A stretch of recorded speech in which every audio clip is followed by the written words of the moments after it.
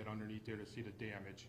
Right now, we can't tell you what's going on with the damage because they haven't been able to fully inspect the bridge. So we're hoping to have another meeting sometime later today with the engineers and our construction people to see what the next step for the bridge is. But we can't get under there until they're done with the investigation. DEP has cleaned up, and we could get our crews under there as safe as we can to investigate. So I know it's not a lot of information, but until we get engineers on the ground, we won't be able to give you any more information. Thank you. Also, we have Richard Swan from DEEP, Department of Environmental and Energy Protection. We would like to talk about the situation and the sound in the river, Norwalk River. So, thank you, Mayor. Richard Swan, Assistant Director of the Emergency Response Unit for Connecticut DEEP. Our unit responded to work in conjunction with Norwalk Fire on this tanker fire. The tanker fire consumed, we're figuring about half the load. It originally started with 8,500 gallons. We currently believe that the front compartment has another 3,100 gallons and 1,000 gallons in the second compartment. Questions have been asked about the type of foam that was used, and I can assure the general public that everything that was used was the green foam, non-PFAS. Again, non-PFAS.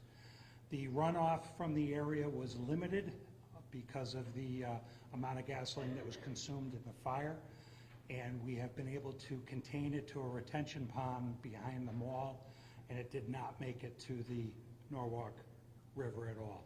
We do have booms in place, absorbent booms. We have contractors on the river just as an added precaution, because obviously our biggest concern is the environment. I'll turn it over to the chief. Good morning, Chief Gino Gatto, Norwalk Fire Department. As you heard, 5:30 this morning, a call came in for I-95 southbound for a motor vehicle accident. When they hit the floor and started to respond, they could see the column of smoke in the air and immediately upgraded the assignments. We ended up as a third alarm fire, which means almost all of Norwalk Fire Department assets were there. Our stations were covered by our mutual aid partners, New Canaan, Westport, Rowayton, Stanford Fire, delivered their hazmat unit, as well as 2 engines, a truck. 2 chiefs were there. We also had to call in our partner from King Industries, which has a brand new foam fighting vehicle based on the petroleum that was on fire.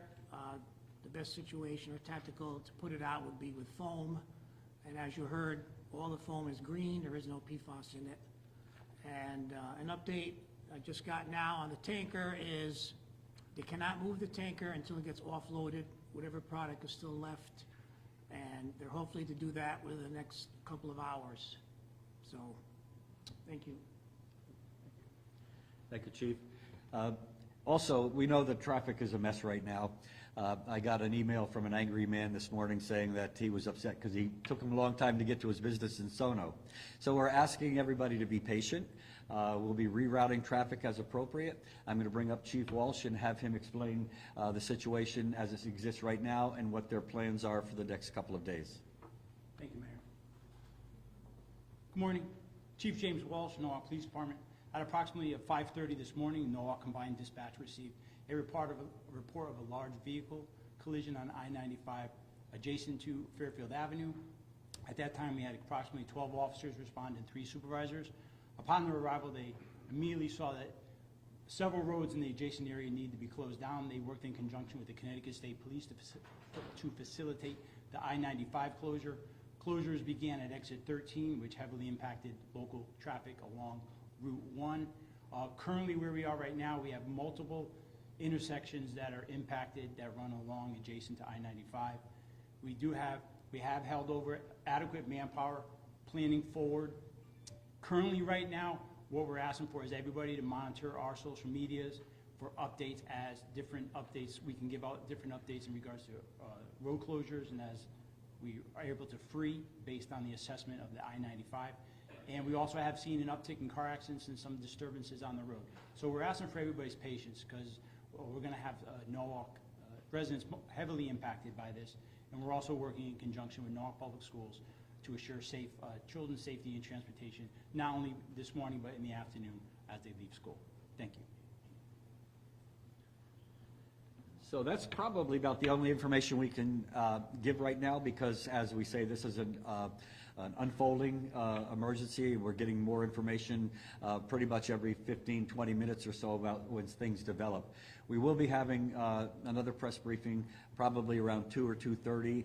I think the governor is going to be on the press briefing at 2 o'clock. I believe he's going to have a press briefing that you can watch online.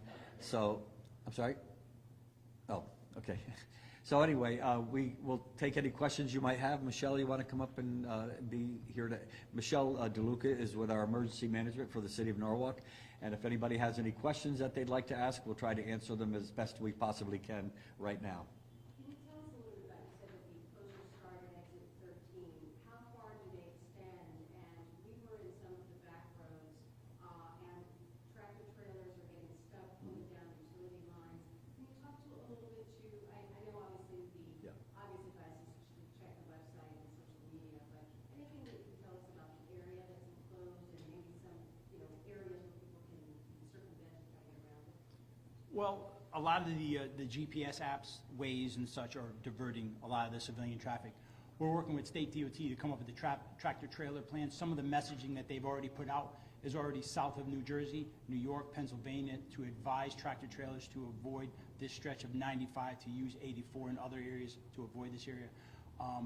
Our plan is already to push back the road closures, possibly to have the tractor trailers get off so they could traverse along Route 1 to avoid those areas that you pointed out where there's low bridges and tough corners. Yeah, just currently we have exit 14 shut down, and we, initially we had exit 13 shut down. A lot of those tractor trailer trucks had to go through more back roads when they had to get off 13. So we made a decision to bump it up to 14, which is right near the accident scene. So we feel that has improved some things. And then the other thing is, the Merritt Parkway, a lot of those trucks may want to go that way, and we just want to encourage that those people, that's prohibited because they'll get stuck under those bridges. So if you could help us out with that, we'd appreciate that. Will Eversource be part of the next update at all? I know that there were crews out there. We're just curious what's going on with the utilities.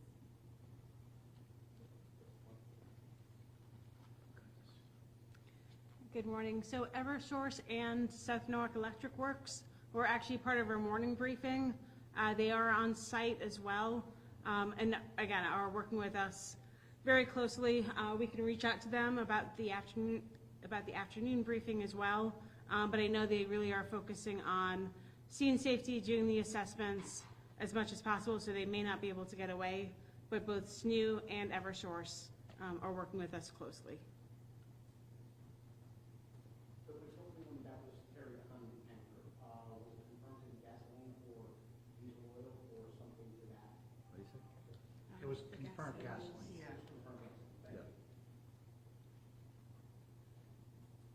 Any other questions? I know it's still, obviously, everything's under investigation, but at this point, is it safe to say that at least around exit 15, that area will be closed for at least a couple of days? Is that safe to say? At this point, until we investigate the bridge, the damage, our goal is to open up the road as soon as possible with all the traffic we have going up and down I-95. So our ultimate goal is to open it safely as quickly as we can. Once the engineers get in there, we determine what we could do, and if we could get it open, we're going to get it open. It's unfortunate that it happened right under the bridge. As you know, there's been several other incidents around the state and elsewhere where when a tanker truck caught fire underneath the bridge ultimately had to be replaced. Hopefully that won't be the case here, but we won't know that for probably a few more hours. Yeah.